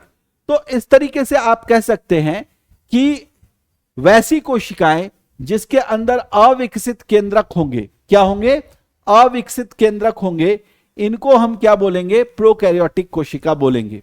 तो जीव जो है वो एक ही कोशिका का बना है, लेकिन उस एक कोशिका में जो केंद्रक है वो क्या है? अविकसित है। तो इसको क्या कह दिया गया? इसको प्रोकैरियोटिक कह दिया गया। ऐसे जो जीव हैं उसमें कई सारे उदाहरण आपको मिलेंगे। इन उदाहरणों में विशेष रूप से आप जितने भी प्रकार के बैक्टीरिया हैं उनको शामिल कर सकते हैं। देखिए, ध्यान रखिएगा, बैक्टीरिया ऐसे जीव हैं जिनकी कोशिका में केंद्रक नहीं पाया जा रहा। जिनकी कोशिका में क्या हो रहा है? केंद्रक नहीं पाया जा रहा है, केंद्रक नहीं मिल रहा है। अविकसित केंद्रक वाली कोशिकाएं होती हैं बैक्टीरिया की।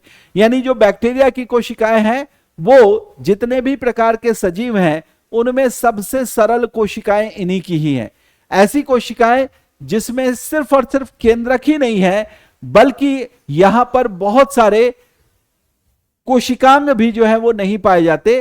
खासतौर से जो झिल्ली युक्त कोशिकांग होते हैं, झिल्ली युक्त का मतलब मेम्ब्रेनस, जिनकी कोशिका का आवरण झिल्ली से बना हो, जिनके अंग का आवरण झिल्ली से बना हो, ऐसे कोशिकांग जो है वो भी बैक्टीरिया में नहीं पाए जाते, जीवाणुओं में नहीं पाए जाते। ऐसे सरल कोशिका वाले ये जीव हैं। लेकिन जिस प्रकार से ये अपने लक्षणों को प्रदर्शित करते हैं, जिस प्रकार से ये दूसरे जीवों के साथ संबंध स्थापित करते हैं उनके शरीर में प्रवेश करके, उससे कई बार ये जीवों को लाभ भी पहुंचाते हैं और कई बार ये जीवों को हानि पहुंचाते हुए भी नजर आते हैं। जहां लाभ पहुंचा रहे हैं वहां तो ये अच्छे हैं, लेकिन जहां पर ये हानि पहुंचा रहे हैं वहां पर ये कई बार जीवों में बीमारी पैदा करने का भी कारण बनते। ठीक है। और अब तो बहुत ज्यादा विकास हो चुका विज्ञान के क्षेत्र में, मेडिकल साइंस के क्षेत्र में, तो हमने बैक्टीरिया के खिलाफ बहुत सारे मेडिसिन, बहुत सारी औषधियां या उनके काट बना लिए जिससे कि उन बैक्टीरिया को मारा जा सकता है। ऐसी दवाइयों को हम एंटीबायोटिक कहते हैं, प्रतिजैविक कहते हैं। लेकिन ध्यान ये रखना है कि ये जो बैक्टीरिया है जब किसी मनुष्य के शरीर में या किसी जीव के दूसरे जीव के शरीर में प्रवेश कर जाए और वहां पर जाके ये उसके शरीर के अंदर कुछ नुकसान करने वाले लक्षण पैदा करने लगे, बीमारियां पैदा करने लगे, तो इन बैक्टीरियाज को हम क्या बोल सकते हैं? इनको हम परजीवी के रूप में देख सकते हैं। कुछ विशेष लाभ पहुंचाने वाले भी बैक्टीरिया होते हैं, इनको हम सहजीवी बैक्टीरिया के रूप में देख सकते हैं। और कुछ बैक्टीरिया ऐसे भी हैं जो कि पादपों की तरह यानी पेड़ पौधों की तरह प्रकाश संश्लेषण की प्रक्रिया भी करते हैं, फोटोसिंथेसिस के प्रोसेस को भी अपनाते हैं, जिससे इनको अपने भोजन के लिए किसी दूसरे जीव पर आश्रित नहीं होना पड़ता। ये स्वयं ही अपना भोजन बनाकर अपना पोषण प्राप्त करते हैं। इनको हम फोटोसिंथेटिक स्वपोषी या प्रकाश संश्लेषी स्वपोषी जीव बोलते हैं। इनमें भी कुछ बैक्टीरिया ऐसे मिलते हैं। तो उनकी कैटेगरी अलग अलग है बैक्टीरिया की, लेकिन जिसको भी हम बैक्टीरिया बोल रहे हैं वो सबसे सरल कोशिका वाले जीव हैं जिसमें कि केंद्रक नहीं मिलता, जिसमें केंद्रक नहीं मिलता। तो ऐसे जीवों में आप आर्की बैक्टीरिया, जो सबसे प्राचीन प्रकार के है ना, आर्की बैक्टीरिया के लिए जो हिंदी इस्तेमाल की जाती है वो इस्तेमाल की जाती है पुरा जीवाणु, यानी ये सबसे प्राचीन वाले जीवाणु हैं। क्या है? सबसे प्राचीन समय वाले जीवाणु हैं। ये वो जीवाणु हैं जिनके विषय में कहा जाता है कि ये काफी ज्यादा एक्सट्रीम कंडीशंस, बहुत ज्यादा गर्मी, बहुत ज्यादा तापमान, बहुत ज्यादा न्यून तापमान, है ना, जब परमाफ्रॉस्ट की कंडीशन आई थी, जब ग्लेशिएशन हुआ था, यानी इस पूरी पृथ्वी पर जो है वो सिर्फ बर्फ बर्फ ही दिखाई दे रहा था, इसके बावजूद भी बहुत सारे बैक्टीरिया ऐसे होंगे जो मर चुके होंगे, लेकिन बहुत सारे ऐसे बैक्टीरिया थे जो उस एक्सट्रीम ठंडे की कंडीशन को पार करने के बावजूद जीवित रह गए और वो आज भी जीवित बने हुए हैं। ऐसे बैक्टीरिया को हम क्या बोलते हैं? पूरा जीवाणु या आर्की बैक्टीरिया बोलते हैं। ठीक है। आर्की बैक्टीरिया कई सारे कठिन परिस्थितियों में भी खुद को जीवित रख पाने में सक्षम होते हैं। दूसरे यू बैक्टीरिया, यू बैक्टीरिया को आप जो है वो वास्तविक बैक्टीरिया या अभी के समय के, है ना, अभी के समय के बैक्टीरिया जो है वो कह सकते हैं। प्रेजेंट टाइम में जो बैक्टीरिया अवेलेबल है, जो बैक्टीरिया डेवलप हुए या जो बहुत ज्यादा सक्रिय हैं, उनको हम यू बैक्टीरिया के अंतर्गत रखते हैं। तीसरे जो होते हैं, अच्छा यहां पर एक चीज और देख ले, जो यू बैक्टीरिया है ये आज के जमाने के बैक्टीरिया हैं। इनमें से कुछ परजीवी हो सकते हैं, इनमें से कुछ सहजीवी हो सकते हैं, मैंने आपको बताया परजीवी और सहजीवी किसे कहेंगे आप, लेकिन ये ध्यान रखेंगे कि ये बैक्टीरिया जो हैं जिनको आप तीसरे नंबर पर देख रहे हैं साइनोबैक्टीरिया, ये परपोषी नहीं है, यानी ये किसी दूसरे जीव पर के शरीर में प्रवेश नहीं करते, अपने पोषण के लिए किसी दूसरे जीव पर आश्रित नहीं रहते या पेड़ पौधों पर आश्रित नहीं रहते। ये स्वयं अपना भोजन बना पाने में सक्षम होते हैं और स्वयं पोषण प्राप्त कर पाने में सक्षम होते हैं, इसलिए इनको कहा जाता है ये स्वपोषी बैक्टीरिया है। क्या है? स्वपोषी बैक्टीरिया है। और इनको नाम क्या दिया गया? तो इनको नाम दिया गया साइनोबैक्टीरिया का। इनको क्या कहा गया? इनको साइनोबैक्टीरिया कहा गया।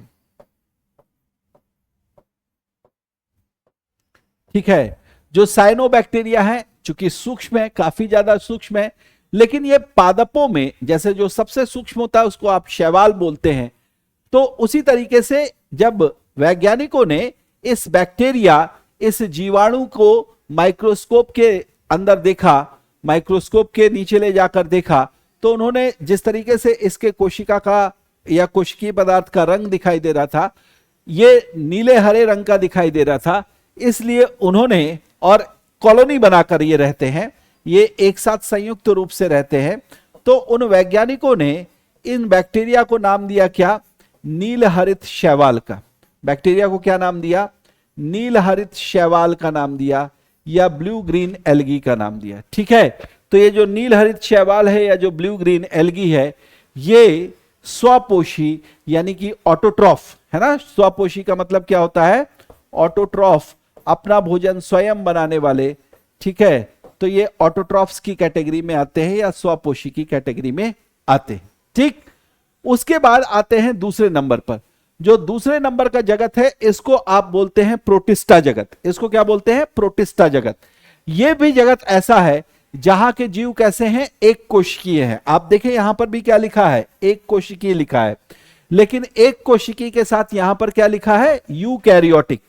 यूकैरियोटिक लिखा है। इससे ऊपर वाले भी एक कोशिकीय थे, लेकिन वो कैसे थे? प्रोकैरियोटिक। तो जिनको आपने यूकैरियोटिक लिखा हुआ देखा, जो ये यूकैरियोटिक आपको दिखाई दे रहे हैं, इन यूकैरियोटिक्स को आप कैसे पहचानेंगे? तो उन्होंने कहा सबसे पहले तो आप क्या करो, इस शब्द का अर्थ समझो। शब्द का अर्थ क्या है? तो यहां पर कैरियोटिक तो उसी पुराने वाले की तरह है। कैरियोटिक बना होगा कैरियन से, और कैरियन का मतलब क्या हो गया? न्यूक्लियस। लेकिन प्रो की जगह यहां पर क्या आ गया? यू, और यू का मतलब होता है ट्रू, वास्तविक चीज है ना। ट्रू का मतलब जो सत्य, सत्यता के साथ दिख रहा हो, जो सत्य हो, जो ट्रू हो। ठीक है, और यहां ट्रू क्या है? होना है न्यूक्लियस को। तो न्यूक्लियस ट्रू होने का मतलब एक विकसित केंद्रक वहां पर कोशिका के अंदर दिखाई दे रहा हो। अगर कोशिका के अंदर विकसित केंद्रक दिखाई देगा, एक डेवलप्ड न्यूक्लियस दिखाई देगा, तो उसको आप क्या बोलोगे? उसको आप यूकैरियोटिक कोशिका बोलोगे।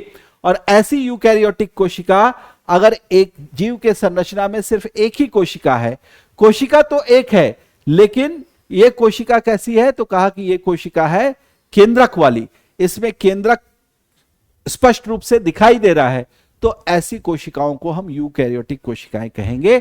और इसलिए विटेकर महोदय ने इसको, इस वर्ग को अलग रखा। जितने भी एक कोशिकीय जीव ऐसे दिखे जिनकी कोशिका में उनको डेवलप्ड न्यूक्लियस दिखाई दिया, विकसित केंद्रक दिखाई दिया, उसको उन्होंने रख दिया किसमें? प्रोटिस्टा जगत में। ठीक है, इसके बाद देखें इस प्रोटिस्टा जगत के अंदर कई सारे जीव आ जाएंगे। कुछ ऐसे हैं जो कि प्रोटोजोआ वर्ग के अंतर्गत आते हैं, जिसमें आप अमीबा की बात कर सकते हैं। आपने देखा होगा एंट अमीबा, देखा होगा का मतलब यहां पर है कि पुस्तक में इस प्राणी का चित्र बहुत कॉमनली दिया रहता है और इसके कई सारे लक्षण भी दिए रहते हैं। अमीबा के विषय में एक चीज यह भी कही जाती है कि यह एक ऐसा जीव है जिसको हम अमर कह सकते हैं। हालांकि सजीव है तो इसका एक अपना जीवन चक्र तो होगा ही होगा, लेकिन अमर इसलिए कह रहे हैं क्योंकि जो अमीबा दूसरे अमीबा को जन्म देता है, वो जन्म कैसे देता है? वो जन्म देता है बडिंग के प्रोसेस से।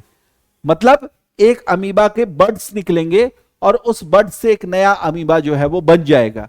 तो ऐसे में लोगों का कहना है कि चूंकि जो नया अमीबा बना वो पुराने अमीबा के ही बड से बना है, उसी से विकसित होकर बना है, अलग से कुछ नहीं आया है, तो इसलिए वही अमीबा तो इसको भी कह सकते हैं, और इसलिए लोग अमीबा को, कई लोग जो है वो अमर भी कहते हैं। लेकिन आप ध्यान रखेंगे कि चूंकि यह सजीव है, इसलिए निश्चित रूप से अमीबा को का भी एक जीवन चक्र होगा, और उस जीवन चक्र को उस जीवन चक्र के समाप्त होने के बाद अमीबा की कोशिका भी मृत हो जाएगी।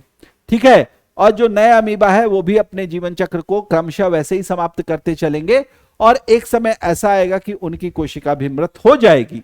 ठीक, तो उस अमीबा के दृष्टिकोण से उस अमीबा को यहां पर हम देखेंगे एक कोशिकीय यूकैरियोटिक जीव के अंतर्गत। ठीक, उसी अमीबा की कैटेगरी में एक आता है एंट अमीबा, और एक आता है प्लाज्मोडियम। देखिए, इस प्लाज्मोडियम को आप विशेष रूप से याद रखिए, क्योंकि ये वही प्लाज्मोडियम है जो कि क्या कराता है, मलेरिया, है ना। प्लाज्मोडियम जो है ये मलेरिया कराने वाला जीव है।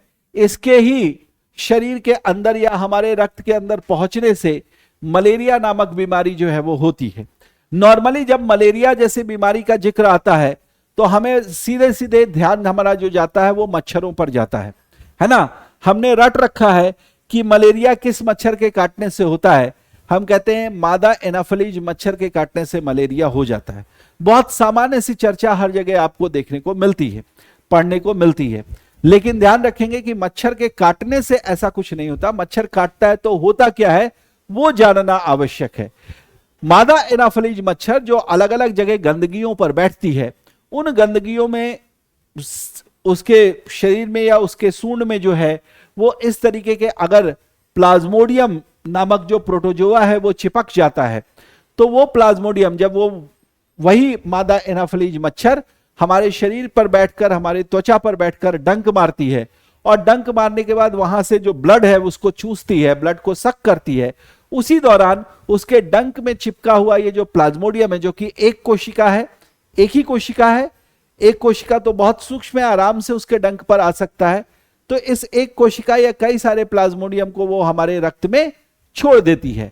अब मच्छर तो काट के उड़ गई, या सपोज किया कि आप बहुत अच्छे निशानेबाज हैं, तो जैसे ही वो मच्छर बैठी और उसने डंक मारा, तो डंक मारने के बाद उसने तो अपना काम कर दिया, लेकिन आपने खुद की बहादुरी को प्रदर्शित करते हुए अपने हाथ पर या जहां पर भी वो मच्छर काट रहा है, आपने अपना निशाना बैठाया और मच्छर को मार दिया। आपने तो सोचा मच्छर मर गया, उसका काम हो गया, लेकिन मच्छर भी अपना काम कर गया मरते मरते। उसने आपके रक्त के अंदर क्या डाल दिया, उस प्लाज्मोडियम को डाल दिया, और वही प्लाज्मोडियम आपके रक्त में जाकर रक्त के जो प्रोटीन है उसका उपयोग करके खुद को मल्टीप्लाई करना शुरू करते हैं, और आपके रक्त में संक्रमण फैलाना शुरू करते हैं, जिसके कारण आपको ठंड देकर बुखार आना शुरू हो जाता है, और तब आप कहते हैं कि आपको मलेरिया हो गया। तो एक्चुअली ये जो मलेरिया है, जब ये प्लाज्मोडियम की कोशिकाएं आपके रक्त में पहुंच जाती हैं और वहां पर ये कोशिकाएं आपके रक्त के प्रोटीन का इस्तेमाल करके खुद को मल्टीप्लाई करना शुरू करती हैं, और उनके मल्टीप्लिकेशन के का जो पूरा चक्र है वो आपके रक्त में संपन्न होता है, तो उससे आपको इस बीमारी के जो लक्षण है, क्योंकि रक्त में इंफेक्शन हो गया, संक्रमण हो गया, तो आपको इस बीमारी के जो लक्षण है वो आपके अंदर प्रदर्शित होना शुरू हो जाएंगे। तो याद रखिएगा कि जो मलेरिया है, ये जो मलेरिया बीमारी है, ये मलेरिया बीमारी एक्चुअली प्लाज्मोडियम के कारण हो रही है, एक प्रोटोजोआ के कारण हो रही है। और मलेरिया जो बीमारी है वो एक प्रोटोजोअन डिजीज है, एक प्रोटोजोआ के द्वारा होने वाली बीमारी है, न कि कीट यानी मच्छर के द्वारा काटने से ये होती है।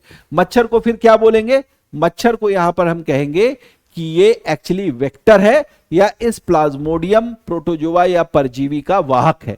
परजीवी क्यों बोल रहे हैं, क्योंकि प्लाज्मोडियम भी एक जीव है, प्रोटोजोआ है, एक कोशिका वाला जीव है, लेकिन यह जीव हमारे शरीर के अंदर पहुंचकर खुद तो पोषण प्राप्त करता है, खुद का प्रजनन करता है, लेकिन बदले में हमें बीमारी दे रहा है, बदले में हमें नुकसान पहुंचा रहा है। इसलिए इसको हम प्लाज्मोडियम या फिर मलेरिया परजीवी के नाम से भी जानते हैं। प्रश्न में आपसे यह पूछ सकता है कि निम्नलिखित में से मलेरिया परजीवी कौन है, तो वहां पर आपको ध्यान रखना है, आप प्लाज्मोडियम की बात करेंगे या प्लाज्मोडियम को सही करेंगे। ठीक, इसके अलावा कई सारे और भी दूसरे जीव हैं जो कि स्वपोषी जीवों के रूप में नजर आते हैं, यानी ये अपना भोजन स्वयं बना सकते हैं, और एक तरीके से जैसे पादप प्रकाश संश्लेषण करते हैं उसी तरीके से ये भी प्रकाश संश्लेषी जीव हैं, एक कोशिकीय जीव होने के बावजूद भी ये स्वपोषी हैं और इसलिए इनकी कैटेगरी अलग है स्वपोषी जीवों की। इसमें आप पैरामीशियम की बात कर सकते हैं, यूग्लिना की बात कर सकते हैं। यूग्लिना के विषय में मैं आपको बताना चाहूंगा कि यूग्लिना का जो कोशिका है वो एक जंतु कोशिका से मिलती जुलती कोशिका है, जंतु कोशिका के समान की कोशिका है, लेकिन यूग्लिना की ये पूरी संरचना को बना रहा है, इसलिए इसको जंतु के वर्ग में ना रखकर इसी प्रोटिस्टा वर्ग में रखा गया है। और ध्यान रखेंगे कि ये एक जंतु कोशिका के समान होने के बावजूद भी क्या करता है, स्वपोषी है, अपना भोजन स्वयं बनाने का काम करता है। ठीक है, इसके अलावा देखिए तीसरा जगत आ जाता है। तीसरे जगत को हम कवक जगत बोलते हैं। क्या बोलते हैं? कवक जगत बोलते हैं या फंजाई किंगडम बोलते हैं। फंजाई किंगडम का मतलब वैसे जीव जो कि क्या करते हैं, मृतोपजीवी कहे जाते हैं, यानी ये जीव जो हैं वो ये जीव जो हैं वो क्या करते हैं, वो अपना भोजन किसी मृत जीव से प्राप्त करते हैं या मृत चीजों से प्राप्त करते हैं। ठीक है, मृत चीजों से प्राप्त करते हैं, तो इसलिए इनको क्या कहा गया है, इनको कहा गया मृतोपजीवी। इनको क्या कहा गया, इनको कहा गया मृतोपजीवी। ओके, इनको जो है वो मृतोपजीवी कहा गया है। ठीक, ये जो जीव होते हैं ये कैसे अन्य जीवों से अलग है, तो इनमें इनको बांटने का जो तरीका है वो ये है कि एक तो ये जीव जो हैं वो बहुकोशिकीय हैं। क्या है? बहुकोशिकीय हैं। और साथ के साथ इनकी कोशिका कैसी है, यूकैरियोटिक। आपको मैं याद दिलाना चाहूंगा कि जो यूकैरियोटिक जीव प्रोटिस्टा से शुरू हुए, अब आगे के जो भी जगत आएंगे, यानी आगे के जो अन्य 3 जगत बचे हैं, उन सबों में कोशिकाएं जो होंगी वो यूकैरियोटिक होंगी। उन सभी में कोशिकाएं जो होंगी वो क्या होंगी, यूकैरियोटिक होंगी। ये आपको ध्यान रखना है ना। सभी की कोशिकाएं कैसी होंगी, यूकैरियोटिक कोशिकाएं होंगी। ठीक है, सभी की कोशिकाएं जो होंगी वो यूकैरियोटिक कोशिकाएं होंगी। ऐसे जीव जो हैं वो न ही अपना भोजन स्वयं बना पाते हैं और न ही किसी दूसरे जीवित जीव से अपना भोजन प्राप्त कर रहे होते हैं, बल्कि आप कहते हैं कि जो मृत कोशिकाएं होती हैं या जो सड़ी गली चीजें होती हैं उनसे चूंकि ये अपना भोजन प्राप्त कर रहे होते हैं, इसलिए इनको मृतोपजीवी या सैप्रोफिटिक कहा जाता है। ऐसे कई सारे उदाहरण हैं, जैसे पेनिसिलियम नोटाटम की बात करेंगे या यीस्ट की बात करेंगे या मशरूम की बात करेंगे। ये सभी जो है वो फंजाई किंगडम के अंतर्गत आते हैं, ये सभी जो है वो कवक जगत के अंतर्गत आते हैं। हालांकि जिनके मैंने नाम यहां पर लिए ये अपने आप में बड़े ही महत्वपूर्ण हैं। जिस पेनिसिलियम नोटाटम का नाम यहां पर लिखा हुआ है, ये वो फंगस है या ये वो जीव है जिस जीव से हम पेनिसिलिन नामक रसायन जो है वो निकालते हैं। पेनिसिलिन एक बहुत ही महत्वपूर्ण और सबसे पहला एंटीबायोटिक है जिसको ढूंढ निकाला था अलेक्जेंडर फ्लेमिंग ने, और इसी एंटीबायोटिक से या इसी पेनिसिलिन के बाद आगे जो है वो एंटीबायोटिक जैसी भी कोई चीज हो सकती है, इस पर बहुत सारे शोध हुए और आज के दौर में आप देखेंगे तो हम 4th जनरेशन और 5th जनरेशन के एंटीबायोटिक्स को भी ढूंढ पाए हैं। 4थी पीढ़ी और 5वीं पीढ़ी के एंटीबायोटिक जो कठिन से कठिन और बहुत ही आप कह सकते हैं कि एक प्रकार से न मर पाने वाले जीवाणुओं पर काम करते हैं और उनको मारने का काम करते हैं। तो पहले सबसे पहले एंटीबायोटिक को निकाला गया था किससे, पेनिसिलिन से, पेनिसिलियम नोटाटम नामक फंगस से। उसी तरीके से यीस्ट की बात करते हैं, बहुत ही कॉमन फंगस है, जिस कॉमन फंगस को आप देखते हैं कि ये ब्रेड बनाना हो, है ना, या ब्रेड जैसी कोई भी चीज, है ना, आपको छोले भटूरे खाने हैं तो भटूरा का जो है वो डो बनाना हो, तो इस तरह की जो भी चीजें जो बनती हैं जिनमें आपको क्या है, एयर के बबल्स चाहिए होते हैं जिससे वो चीजें जो है वो फूल कर जो है वो पूरी तरीके से फैल जाएं। ठीक है, तो वहां पर ईस्ट जैसे कवक जो है वो काम करते हैं और इनके काम करने से वहां पर जो है इस प्रकार के लक्षण देखने को मिलते हैं उन चीजों के साथ। मशरूम एक बहुत ही कॉमन आजकल सब्जी के रूप में देखा जा रहा है। हालांकि ये सब्जी नहीं है, ये कोई वनस्पति नहीं है, बल्कि ये भी एक कवक है। और जो खाने वाले मशरूम है उनको विशेष रूप से सड़े गले पदार्थ, विशेष रूप से जो गोबर और मिट्टी का जो एक मिक्सचर होता है, मिश्रण होता है, उस पर इनको उगाया जाता है और फिर बहुत ही सफाई से जो है वहां से इनको एक्सट्रैक्ट करके और उसको पैकेट बंद करके या खुले रूप में भी जो है मार्केट में बेचा जाता है। लोग जो है ये प्रोटीन से भरपूर होता है और लोग जो है वो बहुत ही चाव से इसकी सब्जी बनाकर खाते हैं। तो हालांकि हम इसका उपयोग तो सब्जी के रूप में कर रहे हैं, लेकिन ये जो मशरूम है ये है वास्तविकता में एक कवक। आपने कई सारे छोटे कार्टून सीरियल्स देखे होंगे जहां पर आपने देखा होगा कि मशरूम जो है वो लाल रंग के भी दिखाई दे रहे हैं, अलग अलग रूपों में दिखाई दे रहे हैं। कॉमन चीज बस ये है कि ऊपर एक छतरी सी बनी होती है और नीचे छाते की तरह ही एक डंडा सा बना होता है। तो हर एक में शेप थोड़ा अलग हो सकते, कुछ छोटे हो सकते, कुछ बड़े हो सकते हैं, लेकिन हर एक मशरूम खाने वाले नहीं होते। कुछ वाइल्ड मशरूम्स भी होते हैं जो कि काफी ज्यादा विषैले होते हैं और उन मशरूमों को खाने से जो है कई बीमारियां भी हो सकती है या कई सारे इन्फेक्शन या संक्रमण भी हो सकते हैं। तो इसलिए हमें इस चीज को इंश्योर करना है कि जो खाने वाले मशरूम है वो अलग हैं और जो दूसरे मशरूम है वो भी उस प्रजाति उस वर्ग के अंतर्गत तो आते हैं, लेकिन प्रजातियां जो है वो उनकी भिन्न भिन्न हैं। ओके, तो कवक जगत के प्राणी आपको ध्यान रखना है, यहां से बहुकोशिकीय जीवों की शुरुआत हुई और यूकैरियोटिक इनकी कोशिकाएं होती हैं। प्रश्न यह आता है कि कवकों की खोज, जब इस प्रकार से 5 वर्ग नहीं बनाए गए थे तो कवकों को किस वर्ग में रखा गया था? कवकों को रखा गया था प्लांट्स के अंतर्गत, और लोग जो है इनको नॉन ग्रीन प्लांट्स के रूप में देखते थे। क्यों देखते थे? क्योंकि प्लांट की जो कोशिकाएं हैं या पादप की जो कोशिकाएं हैं, उन कोशिकाओं के चारों ओर कोशिका भित्ति या सेल वॉल पाई जाती है, और जो कवक की कोशिकाएं देखी गई इनके चारों ओर भी जो है वो कोशिका भित्ति मिल रही थी या सेल वॉल मिल रहा था।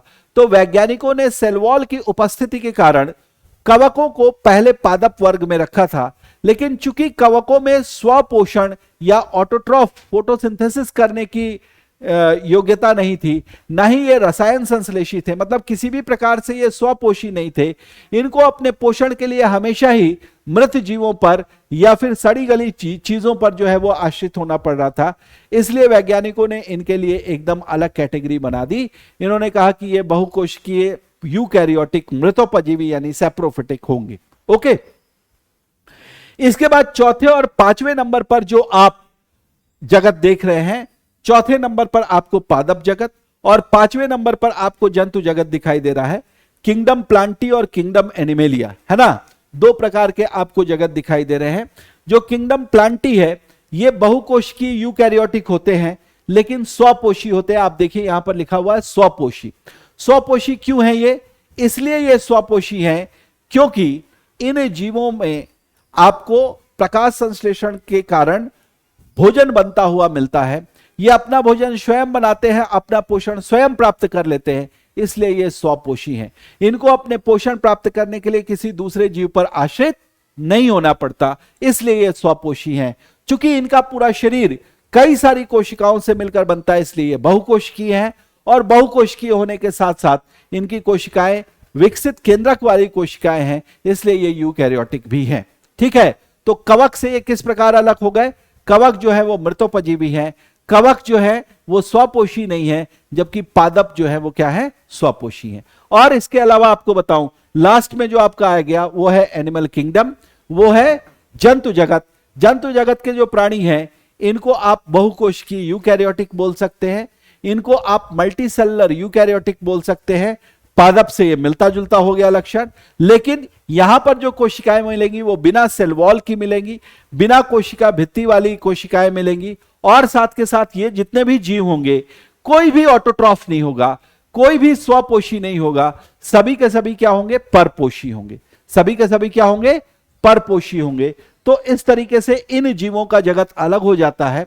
ये छोटे शरीर वालों से लेकर बड़े शरीर के जीव हो सकते हैं, मनुष्य के रूप में इतने विकसित और जटिल शरीर वाले जीव हो सकते हैं, या फिर आप कह सकते हैं कि अन्य छोटे और बहुत ही साधारण जीव वाले शरीर हो सकते हैं। लेकिन कुल मिलाकर जो महत्वपूर्ण लक्षण है वो है परपोषी होना, हेटेरोट्रॉफ होना, दूसरे से पोषण प्राप्त करना। तो ये जो दूसरे से पोषण प्राप्त करेंगे वो सीधे सीधे पादपों से भी प्राप्त कर सकते हैं, या फिर दूसरे जीवों से भी प्राप्त कर सकते। तो इस तरीके से जो 5 किंगडम क्लासिफिकेशन दिया आर.एच. व्हिटेकर साहब ने, उसका डिटेल हम लोगों ने यहां पर देखा।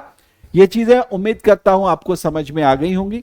ठीक है, इससे कई सारे प्रश्न बनते हैं, उन प्रश्नों को आप जरूर अब सॉल्व कर पाएंगे, मुझे पूरी उम्मीद है। कौन से जीव प्रोकैरियोटिक है, कौन से यूकैरियोटिक है, प्रोकैरियोटिक और यूकैरियोटिक कोशिकाओं में क्या भिन्नता है, अगली क्लास में मैं इस पर भी चर्चा करूंगा विस्तार से। कोशिका से शुरू करेंगे और उसके बाद पूरे विस्तार से सारी चीजों को देखेंगे। आपका इस क्लास में जुड़े रहने के लिए थैंक यू वेरी मच। आप सब लोगों को ये क्लास कैसी लगी आप कमेंट करके जरूर बताइए। और इसके साथ साथ मैं आपसे ये भी कहूंगा कि अगर आपको बायोलॉजी के सेक्शन में इनसे भिन्न भी कुछ पढ़ने की इच्छा है तो आप जरूर कमेंट करके बताएंगे, ताकि आप जिस परीक्षा के लिए तैयारी कर रहे हैं उसमें किसी प्रकार की कोई कमी ना रह जाए। हम उसमें जितना महत्वपूर्ण योगदान दे सकते हैं हम अपनी तरफ से पूरा प्रयास करेंगे। Thank you very much. फिर से एक बार आप लोगों का अगली क्लास में मिलते हैं और इस क्रम को आगे बढ़ाएंगे। Thank you.